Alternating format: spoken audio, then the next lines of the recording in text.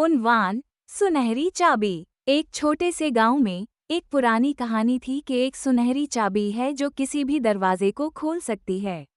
बहुत से लोगों ने उसे तलाश किया, मगर कोई भी कामयाब नहीं हुआ। एक दिन एक तजस्सुस पसंद लड़के टॉम ने अपने अटैक में एक पुराना डस्टी वाला डब्बा पाया। इसके अंदर उसे एक चमकदार सुनहरी चाबी मिली। खुशी से भरे हुए टॉम ने उसे इस्तेमाल करने का फैसला किया, मगर उसे नहीं मालूम था कि ये किस दरवाजे को खोलेगी। इसने चाबी को अपने घर के हर दरवाजे पर आजमाया, मगर कोई भी नहीं खिला। मायूस होकर जब वो तकरीबन हार मानने ही वाला था, तो उसने बाग में एक छोटा सा छुपा हुआ दरवाज़ा देखा। इसने चाबी दाखिल की और दरवाज़ा खुल गया, जिसमें एक खूबसूरत सरसब्ज बाग था, जिसमें फूल और फल थे जो उसने पहले कभी नहीं देखे थे।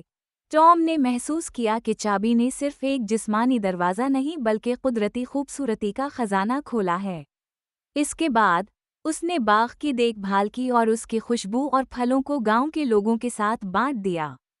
इखलाक: सबसे बड़े खजाने मादी नहीं बल्कि वो खुशी और खूबसूरती होते हैं जिन्हें हम दरियाफ्त करते हैं और दूसरों के साथ शेयर करते हैं।